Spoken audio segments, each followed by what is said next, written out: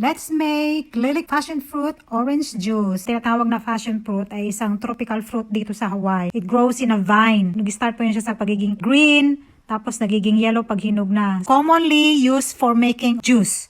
And now, we're making passion fruit orange juice. As you can see, ini-scrape ko na siya. Pagkatapos, tinagyan natin sa strain. Sama ko na ni-squeeze ko na yung oranges. Ang first step is kunin ang puree. Magpakulo tayo ng tubig para makuha natin more juices. Meron pa siya mga yellow-yellow. Ibig sabihin, meron pa tayong makukuha ang juice dyan. At inilagay ko siya sa tubig at pinakuluan muna natin. So, hindi natin siya kailangang pakuluan masyado. Pag malamig na, strain natin ulit kasi mas madaling makuha yung mga juice kapag mainit na. Haluan natin siya ng honey. Okay? Timplahan na po ito sa sa tamis na kaya natin. Pagkatapos po natin siyang i-strain, i-scrape na po natin. Kung nakikita po ninyo, ayan na ang itsura niya. Halos seeds na lang lahat. That's perfect time. Pwedeng-pwede na po yan. Yun na. At i-mix na po natin yung pure na orange at passion fruit. Ang iba, ginagawa nila itong jam. Ang iba naman, nilalagyan nila ng ginger. Nilalagyan nila ng pineapple. I-mix ko lang siya ng ngayon, lang siya, orange at saka passion fruit.